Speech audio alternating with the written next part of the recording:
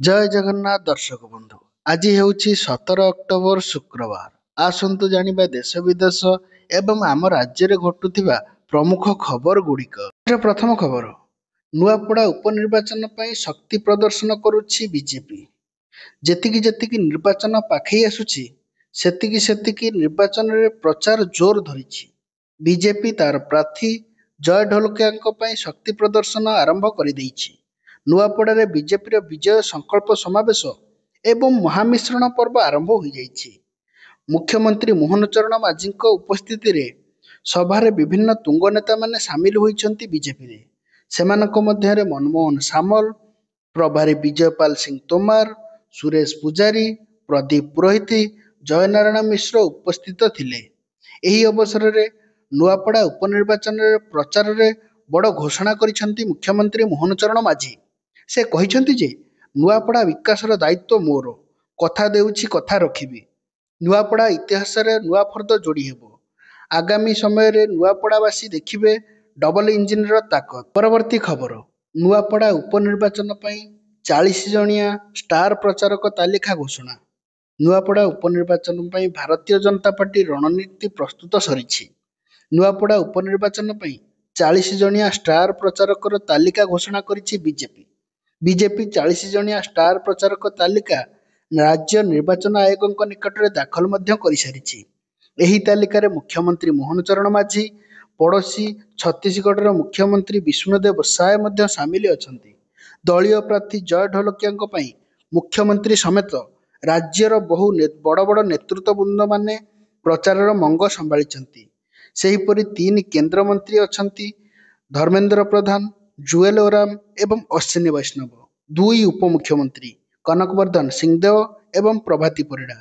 ଭାରତୀୟ ରାଷ୍ଟ୍ରୀୟ ଉପାଧ୍ୟକ୍ଷ ବୈଜୟନ୍ତ ପଣ୍ଡା, ପ୍ରଭାରୀ ବିଜୟପାଲ ସିଂ ତୋମର, ତା ସହିତ ଅଛନ୍ତି ଲତା ଉସେଣ୍ଡି, ସୁନୀଲ ବଂଶଲ, ଅରୁଣ ରାଓ ସମେତ ସାମିଲ ଅଛନ୍ତି। ପରବର୍ତ୍ତୀ ଖବର, ମୁଖ୍ୟମନ୍ତ୍ରୀଙ୍କର ଦୀପାବଳି ଭେଟି। ମୁଖ୍ୟମନ୍ତ୍ରୀ ମୋହନ ଚରଣ ମାଝୀ ଦୀପାବଳି ପର୍ବ ପୂର୍ବରୁ ରାଜ୍ୟ ସରକାରୀ କର୍ମଚାରୀମାନଙ୍କର ମହଙ୍ଗା ଭତ୍ତା 3% ବୃଦ୍ଧି ଘୋଷଣା କରିଛନ୍ତି।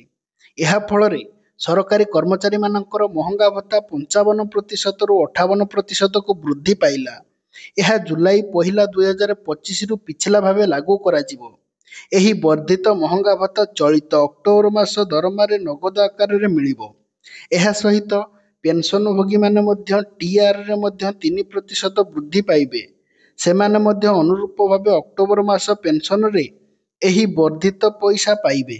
ଏହା ସହିତ ପ୍ରାୟ 8.5 ଲକ୍ଷ କର୍ମଚାରୀମାନେ ଉପକୃତ ହେବେ ଏବଂ ପେନସନଭୋଗୀ ମଧ୍ୟ ଉପକୃତ ହେବେ। ପରବର୍ତ୍ତୀ ଖବର, ଆସନ୍ତା 24 ତାରିଖ ବେଳକୁ ଆଉ ଏକ ଲଘୁଚାପ କ୍ଷେତ୍ରର ସମ୍ଭାବନା।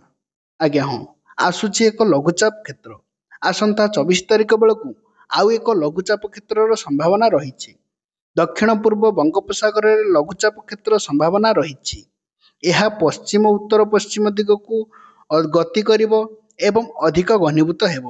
ଏନେଇ କିଛି ପାଣିପାଗ ମଡେଲ ଆକଳନ ମଧ୍ୟ କରିଛନ୍ତି। ତେବେ ଓଡ଼ିଶା ଉପରେ ଏହାର କୌଣସି ପ୍ରଭାବ ପଡ଼ିବ ନାହିଁ ଏବଂ ଏହାର ପ୍ରଭାବରେ ଓଡ଼ିଶାର ସମେତ ଉପକୂଳବର୍ତ୍ତୀ ଅଞ୍ଚଳରେ ପାଗରେ ପରିବର୍ତ୍ତନ ହେବାର ଆଶଙ୍କା କରାଯାଉଛି। ପରବର୍ତ୍ତୀ ଖବର, ଜନ୍ମଦିନରେ ଜନସମ୍ପର୍କ ପଦଯାତ୍ରା କଲେ ନବୀନ। ଓଡ଼ିଶାର ପୂର୍ବତନ ମୁଖ୍ୟମନ୍ତ୍ରୀ ତଥା ବିଜୁ ଜନତା ଦଳର ସଭାପତି ନବୀନ ପଟ୍ଟନାୟକ ଗତକାଲି 79 ବର୍ଷ ବୟସରେ ପଦାର୍ପଣ କରିଛନ୍ତି। ଏହି ଅବସରରେ ବିଜୁ ଜନତା ଦଳର ସଭାପତି ନବୀନ ପଟ୍ଟନାୟକ ଗତକାଲି ପୂର୍ବାହ୍ନରେ ଭୁବନେଶ୍ୱର 51 ନିର୍ବାଚନ ମଣ୍ଡଳୀରେ ରଙ୍ଗନଗରରେ ବିଜୁ ଆଦର୍ଶ କଲୋନୀରେ ଆୟୋଜିତ ଜନସମ୍ପର୍କ ପଦଯାତ୍ରାରେ ଯୋଗ ଦେଇଥିଲେ। ବିଜେଡିର ନେତା ଓ କର୍ମୀମାନଙ୍କ ଗହଣରେ ନବୀନ ପଟ୍ଟନାୟକ କିଛି ବାଟ ଚାଲିବା ସହିତ ଆୟୋଜିତ ସଭାରେ ଉପସ୍ଥିତ ଜନତାମାନଙ୍କୁ ଜନ୍ମଦିନର ଶୁଭେଚ୍ଛା ପାଇଁ ଧନ୍ୟବାଦ ମଧ୍ୟ ଜଣାଇଥିଲେ। ଏହି ଅବସରରେ ନବୀନ ପଟ୍ଟନାୟକ କହିଛନ୍ତି ଯେ ବିଜୁ ଜନତା ଦଳ ଓଡ଼ିଶାବାସୀମାନଙ୍କ ସହିତ ସବୁବେଳେ ରହି ଆସୁଅଛି। ସେବା ବିଜୁ ଜନତା ଦଳର ମୂଳ ମନ୍ତ୍ର। ତେଣୁ ଲୋକମାନଙ୍କ ସେବା ଜାରି ରଖିବା ପାଇଁ କର୍ମୀମାନଙ୍କୁ ମଧ୍ୟ ପରାମର୍ଶ ଦେଇଛନ୍ତି। ଶେଷ ପର୍ଯ୍ୟନ୍ତ ସେ ଓଡ଼ିଶା ମାଟିର ସେବା କରିବେ ବୋଲି ନବୀନ ପଟ୍ଟନାୟକ କହିଥିଲେ। ପରବର୍ତ୍ତୀ ଖବର, ସତର୍କତା ଯୋଗୁଁ ଧରାପଡ଼ିଲା ଏସ୍ଆଇ ରାକେଟ ଦୁର୍ନୀତି। କଟକରେ ସମନ୍ୱିତ ତଦାରଖ ଏବଂ ସତର୍କତା ଯୋଗୁଁ ଓଡ଼ିଶା ପୋଲିସ ସବ୍ ଇନ୍ସପେକ୍ଟର ନିଯୁକ୍ତି ପରୀକ୍ଷାକୁ ଭଣ୍ଡୁର କରିବା ପ୍ରୟାସକୁ ପଣ୍ଡ କରାଯାଇଥିଲା।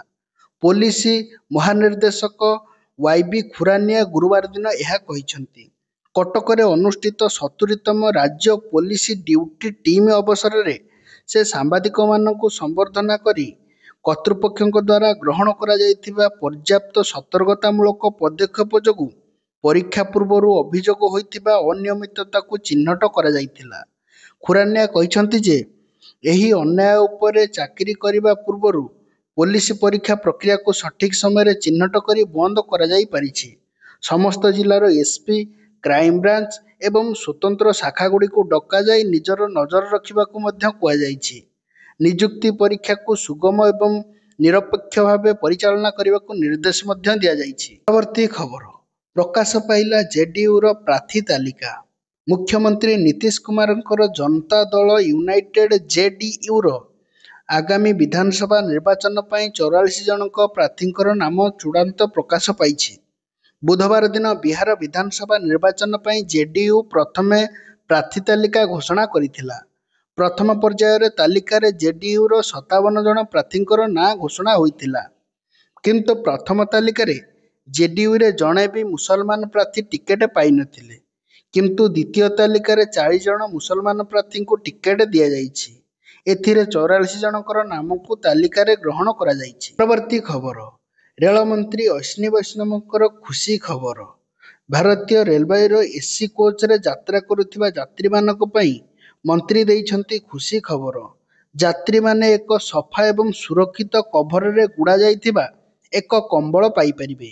ଏହି ସୁବିଧା ରାଜସ୍ଥାନ ଜୟପୁରରେ ଏକ ପାଇଲଟ ପ୍ରୋଜେକ୍ଟ ଭାବେ ଆରମ୍ଭ କରାଯାଇଛି। ରେଳମନ୍ତ୍ରୀ ଅଶ୍ୱିନୀ ବୈଷ୍ଣବ ଗୁରୁବାର ଦିନ ଜୟପୁର ଆସିବାର ଟ୍ରେନରେ ଏହି ପଦକ୍ଷେପ ଆରମ୍ଭ କରିଛନ୍ତି। ଦୀର୍ଘ ସମୟ ଧରି ଯାତ୍ରୀମାନେ ଏସି କୋଚ୍ରେ ଯୋଗାଇ ଦିଆଯାଉଥିବା କମ୍ବଳର ପରିଷ୍କାର ଏବଂ ପରିଚ୍ଛନ୍ନତା ବିଷୟରେ ଚିନ୍ତା ପ୍ରକାଶ କରିଛନ୍ତି।